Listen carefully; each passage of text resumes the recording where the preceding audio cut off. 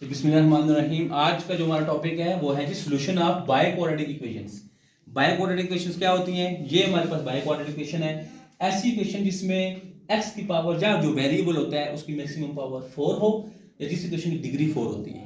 अब by quadratic equations हमें solve करनी नहीं आती, हमने पढ़ी है क्वाड्रेटिक इक्वेशन का सोल्यूशन, इसलिए इसको हम क्या करेंगे? सबसे पहले ये जो इक्वेशन बाई क्वाड्रेटिक है इसको क्वाड्रेटिक में कन्वर्ट करेंगे। उसके लिए आपने पुट कर देना है ये जो एक्स स्क्वायर है इसको, जो छोटी टर्म होगी इसको y के इक्वल, देन हम लिख देंगे स्क्वायरिंग बोथ साइड्स।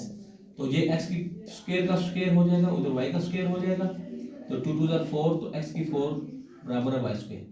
अब ये वैल्यूज इक्वेशन 1 में पुट करेंगे, तो x की 4 की जगह आ जाएगा y square minus 7, x square की जगह आ जाएगा y प्लस 12 इक्वल्स टू 0। अब ये देखिए आपके पास कौन सी क्वेश्चन आ गई है जी? क्वाड्रेटिक। अब इस क्वाड्रेटिक क्वेश्चन को हमने सॉल्व किया है 3 मेथड से, by factorization, by computed square, by quadratic formula. तो इजी मेथड क्वाड्रेटिक फार्मूला है, लेकिन अगर फैक्टराइजेशन से हो रहा हो तो वो शॉर्ट मेथड है। हम इसको मिड टर्म ब्रेक लेके फैक्टराइजेशन से कोशिश करेंगे सॉल्व करने की। अब मिड टर्म ब्रेक इसमें करेंगे तो मिड टर्म्स -7 है और एंड पे 12 है। दो वैल्यूज लेंगे, ऐड करें -7 आई, मल्टीप्लाई करेंगे 12 आई, तो कौन से नंबर होंगे? -4 प्लस 3। अच्छा, ये माइनस मैंने 4 के साथ क्यों लिखा? इसलिए कि बड़ी यहाँ इस टर्म के साथ क्या लिखा हुआ है? माइनस, तो बड़ी टर्म के साथ हमेशा क्या लगाएंगे? फिर माइनस लगाएंगे, ताकि प्लस माइनस माइनस 4 में 4 और -4 -3 -7 हो जाएंगे, ठीक है। और इन दो टर्म्स को मल्टीप्लाई करें तो माइनस माइनस प्लस 4 3 12 हो जाएंगे। अब मिड टर्म ब्रेक में पहली टर्म में भी ऐसे लिखते हैं, आखिरी टर्म में ऐसे रखते हैं। दरम्यान में जो -7 होता है ये दो हिस्सों में टूट जाएगा, -4y -3y। तो ये सेंट्रल टर्म को हमने ब्रेक कर दिया, इसको मिड टर्म ब्रेक या फैक्टराइजेशन कहेंगे। अब फर्स्ट टू टर्म में से जो कॉमन है वो लेंगे, y और y स्क्वायर में y कॉमन है, इधर आएगा y -4, इन दो टर्म में से 3 कॉमन है, तो y -+ 3 4 12।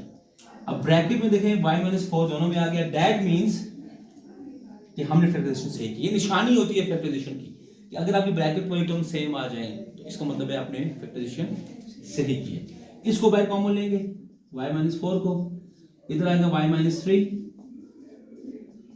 या फर्स्ट टर्म जीरो के बराबर कर दें या फिर सेकेंड टर्म, तो यहां से y का आंसर आ जाएगा जी 4, यहां से y का आंसर आ जाएगा 3। लेकिन हमने आंसर y में नहीं रखना, हमने आंसर किस में लेके आना है?